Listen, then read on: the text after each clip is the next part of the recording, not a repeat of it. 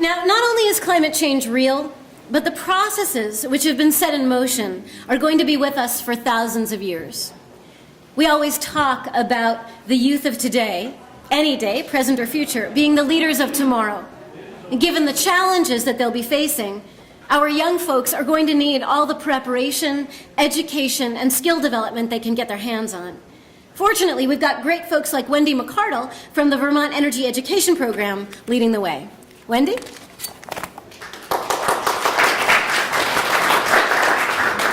Thanks, Kathy. I'm really honored to be here today to help launch this 350 Fossil Fuel Freedom campaign. And also really proud to be leading VEEP, Vermont Energy Education Program, as we try to address this really one of the most critical issues of our time, our energy future. Vermont really can be a leader in our energy revolution, and I think education has got to play a key role in making these changes and helping us break our addiction to fossil fuels and to make our state and our nation as a whole more energy independent.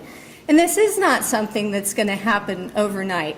It's going to take time, and it's going to take understanding. And that's what VEEP is all about, is going into schools and trying to increase the understanding. For more than 20 years, VEEP has been steadily pursuing our mission of improving energy literacy throughout Vermont. We do this by bringing our hands-on, minds-on, science-based education programs into schools. Now, what is energy literacy? It's anything from understanding how electricity works, understanding that there are certain impacts associated with our choices for using different fuel sources. And it means giving students the knowledge, understanding, and commitment they're going to need to grapple with some of the really tough energy choices that we're facing today and tomorrow. A lot of these choices are in the news every day. They hear about relicensing Vermont Yankee, utility scale wind, smart grid, fracking, climate change. They have to understand what these things mean if they're going to make decisions about whether it's going to be part of their future or not, and how to address it. Energy literacy also means making students understand that efficiency, not wasting energy, is where we must start. It's the low-hanging fruit. It's what we can do today. And that any future that really depends on fossil fuels is really putting at risk the stability of our economy, of our foreign policy, of our environment. It's not sustainable. We need to give kids the tools to understand how to live more sustainably. Now, many of us have been involved in the grassroots level for years, and we're fortunate now to have an administration that is extremely supportive of real energy reform. I applaud Governor Shumlin in his creation of the Climate Change Cabinet and commitment to education. And I also applaud Commissioner Miller for her work on the new comprehensive energy plan that states some really bold goals, 90% of our energy from renewables by 2050. VEEP wants to help support that vision and help us get there.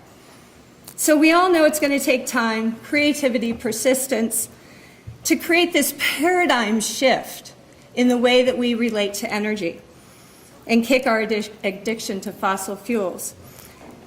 So I've invited a couple of students here today to speak to you a little bit about what they're doing at their school. Champlain Valley Union High School is one of 5 schools that is part of a pilot program that VEEP, Efficiency Vermont, and SEMP, the School Energy Management Program, are piloting.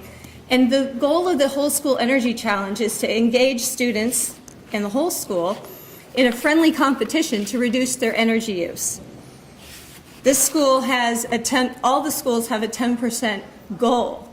And we have 2 students here who are part of the team at CVU who are making strides towards reaching that goal. In fact, they've already reached it, and they're only halfway through their year. So I'd like to invite Catherine Maitland and Elijah Corey from CVU to come on up and speak to us a little bit about their experience with the Whole School Energy Challenge.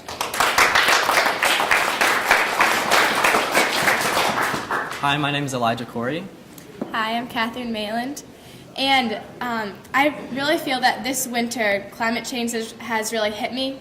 I'm a Nordic skier on the CVU team, and I've really noticed this winter, there's no snow. Our team's getting down because we had our first 4 races canceled. We couldn't have practice yesterday. So right now I feel like that climate change is really hitting everyone in Vermont, and everyone can really see that we need to make a difference. So at our school, as Wendy was saying before, our goal this year is to reduce our energy by 10%.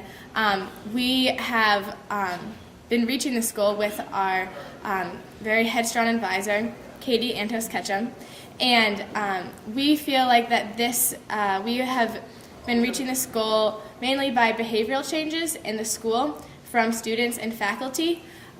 We have a chart for each month so far from the kilowatt hours that we used last year and the kilowatt hours that we have used this year. And in September, we had reduced our energy by 6%, but then by December, we had reduced our energy by 12%.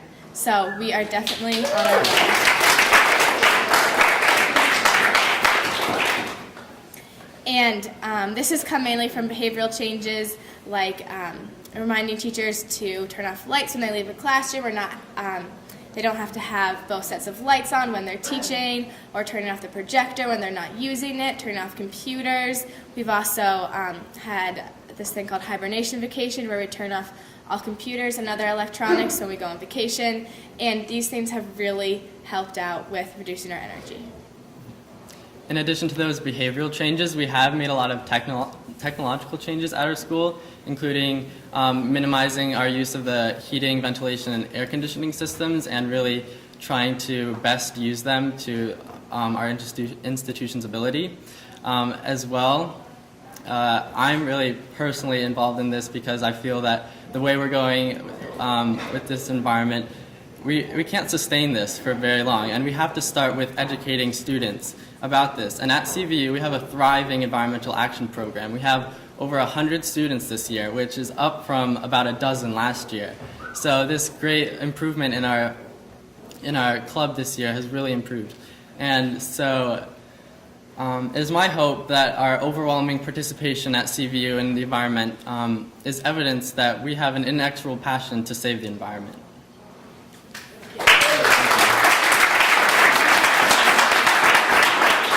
Elijah, Catherine, Wendy, thank you so much.